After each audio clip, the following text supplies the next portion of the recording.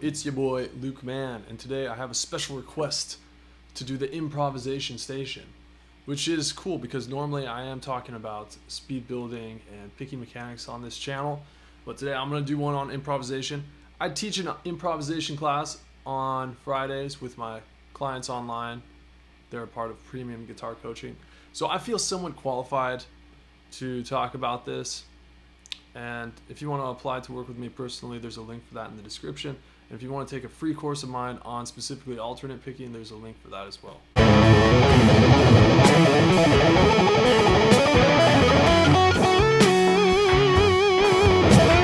Alright, so let's crack into the improvisation station, of course. Now, the first thing I want to say is that improvisation is question and answer. It's just like talking to your bro, talking to your buddy. You want to create tension. You want to have something to say, and you might ask them a question. So to me, a question typically will move away from the root. And if we stick in the most basic layer, which is going to be pentatonics, it might sound something like this. That's a perfect example of a question. So I ended up on the fifth, if you want like the technicality behind it. You know, let's say we're in A minor. And so there's usually going to be a first thing that comes to mind. And so for me, it's like, that would be the easiest way for me to answer the question. And questions are usually going to be answered by going back to the root. So in this particular example, yeah, the question ended on the 5, and the answer came back to the root.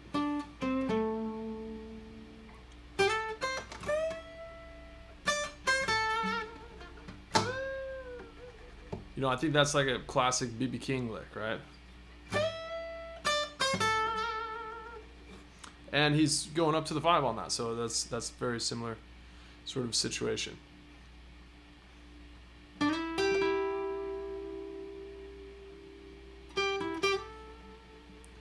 Yeah, that would be another example as well. So just kind of having this back and forth. And for me, I typically will hear an idea in my head, and I will try to follow that idea as best as I can. You know, it's not always perfect, but if I can't get the actual melody, for instance, then I'll at least try to get the phrase or the rhythmic phrase. So if it's like, you know, maybe I can't pick out all those notes. Like that's what I heard in my head. So the best I'm gonna do is get, you know, with whichever notes I end up finding.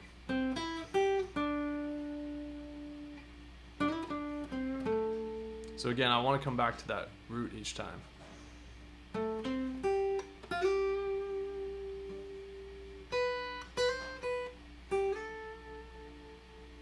Kind of having this back and forth between going away from the root, coming back to the root. Another good, really basic thing that you can do to continue a conversation, to have good improvisation skills, is once you've played something that was awesome, do it again. If it was good once, it'll probably be good a second time. You know, just like a lot of time in sports, if there's a strategy they're doing that's working, if it worked once, do it again. You know, it'll work again until the other team sort of adjusts their strategy. But yeah, so if I play this cool major 7,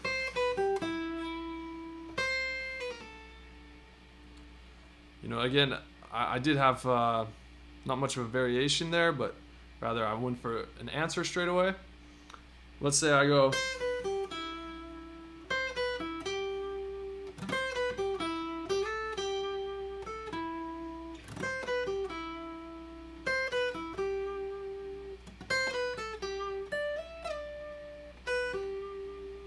trying to keep a similar phrase going, but using different notes and creating variations, something even more kind of consistent. Maybe I could play.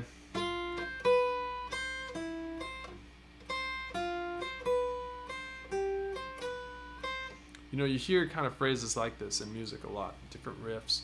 You know, just and you kind of create a chord progression around almost a pedal tone. So if it's that C to B note here.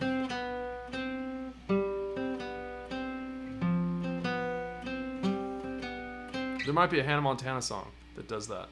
I don't know exactly which one it is, but I know there's a Hannah Montana song that does that.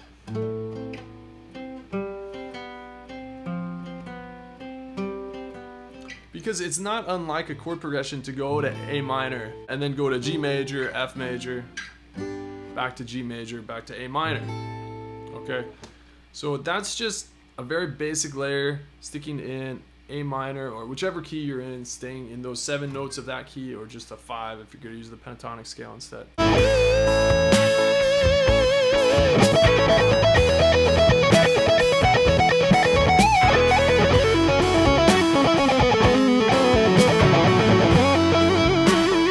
So the next layer, if you want to kind of spice things up, what you could do is stay in one chord and approach different intervals in that chord that give you access to different modes. So what I mean by that is, for an example, let's take the pentatonic scale, stick in A minor, but now let's add the intervals that would give us the Phrygian mode. So that's going to be the minor second, the minor third, perfect fourth, perfect fifth, minor sixth, and minor seventh. So now I have my pentatonic scale, but I have this minor second too. And I believe that's the sixth right here, minor sixth. So each and every time, like, I go back to play some sick blues lick or whatever, normally in the blues we just go to the root, but because now I'm using the Phrygian mode, I'm using this minor second, I'm gonna preface it with that minor second right there.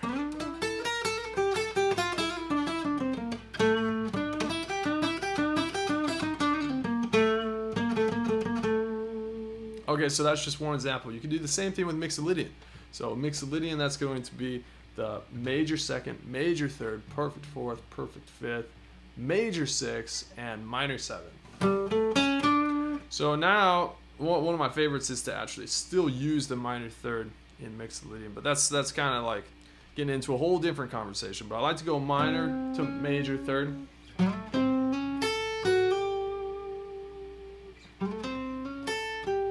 And then, here we go. We got a lick. I go to the root there, and then the minor seven, and that's kind of like a cool, happy-go-lucky riff, right?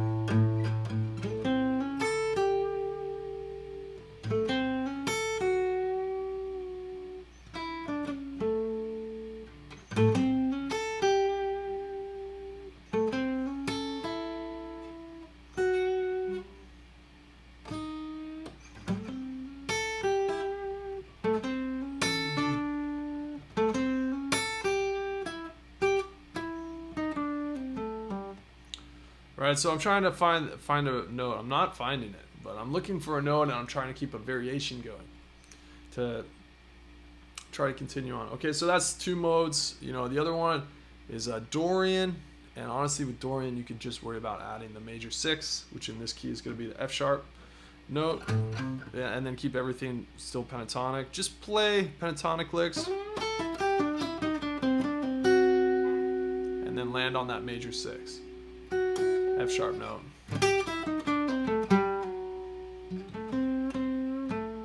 And that would be another great example of building tension, of creating a space where we could make a question, you know.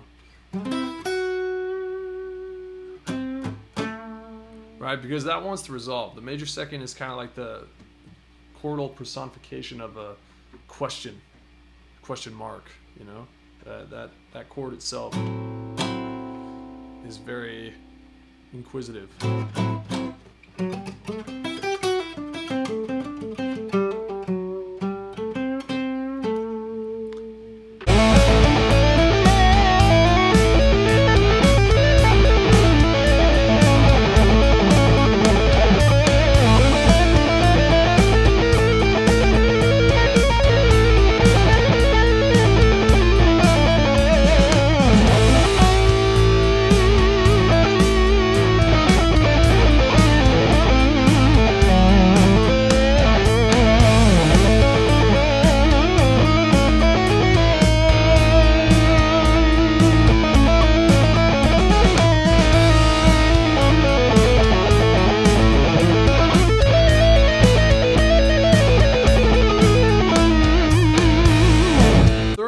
Advanced way to think about this. So that's 1 and 2.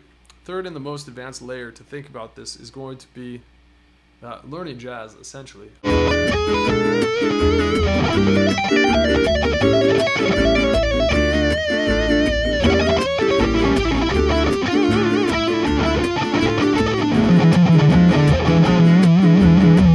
That's really what you got to end up doing. If I take a 2-5-1,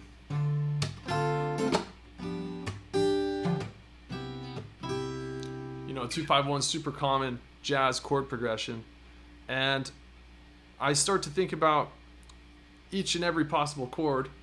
The obvious chord to do on the 2 is going to be the D minor 6.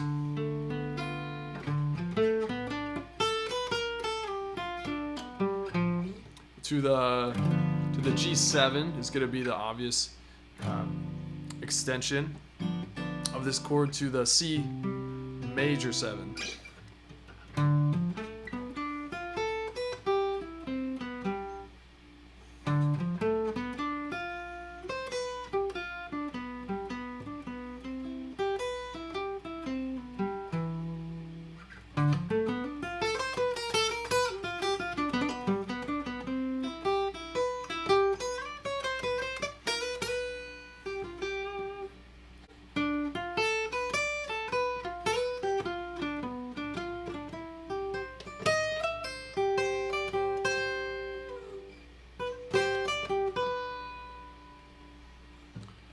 Okay, so the thing about a D minor is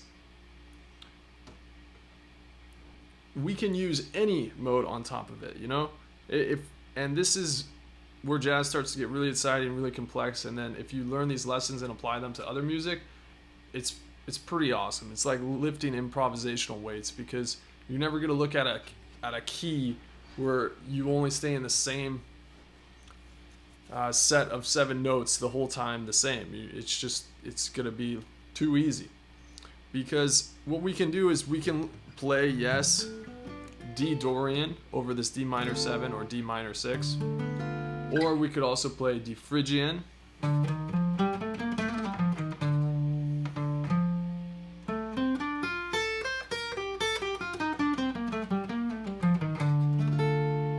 or we could play D Aeolian as well.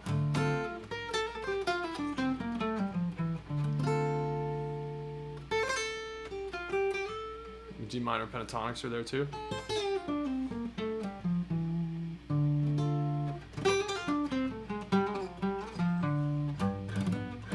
Now over specifically a G chord, if it's just a G major, we have more options. We could still use Ionian, we could use the Lydian scale, or we could use the mixed Lydian scale. But because it is the G7, it kind of limits us, because now we're stuck to major scales with a major third that also have a minor 7.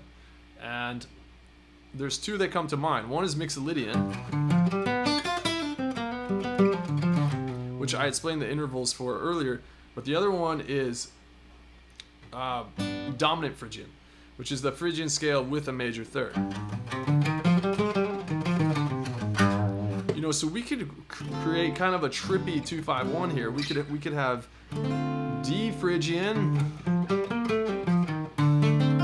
to G dominant Phrygian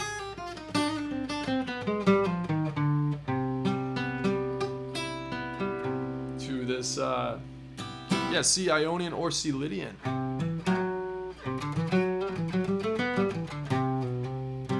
I said C Lydian because that one actually has a major 7 in it. So because we have the major 7 chord, we're able to capitalize on that and start using that mode. So the major modes where we can use the major 7 scale is going to be the Ionian mode as well as the Lydian mode. So you can start to see the depth that you can really go into this stuff if you want to. But the thing is that great music isn't great music theory. Great music is question and answer. You know, it's hooky stuff. So, like, you know, you can have that conversation with yourself, figure out how deep you want to go into it. I believe knowledge is power, but there is a lot of paralysis through analysis that happens too. You know, so just keep that in mind. Like, you know, there's wicked guitar players that don't have songs on the radio.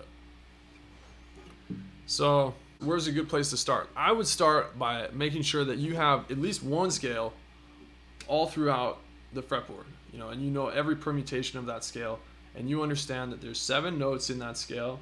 If we're talking about C, it's A, B, C, D, E, F, G, and that each one of those notes have a scale degree attached to them. So that would be C, D, E, F, G, A, and B. 1, 2, 3, 4, 5, 6, 7. And that each of those have a designated mode: Ionian, Dorian, Phrygian, Lydian, Mixed Lydian, Aeolian, and Locrian. And that each of those modes have a quality, major or minor. And then if you go deeper, like a particular 7th chord that is extended off of it. I would start by knowing those basic things and seeing what's possible for you to do improvisationally with that knowledge, with that base. I think that's honestly probably taught too much already. So as I said earlier, I have a free course. It's in the description. It's free. It's on alternate picking. It'll really help you out. A lot of people have said the first 6 minutes alone is a complete game changer. So if you've been struggling with that for a long time, recommend checking it out. And yeah, if this stuff interests you, you want to be a part of my improvisational calls on Fridays, you're going to have to click the link to apply. All right, so that said, thanks for watching. If you want to see me on your feed more, like and or comment and or subscribe. Enjoy the rest of your day. Peace!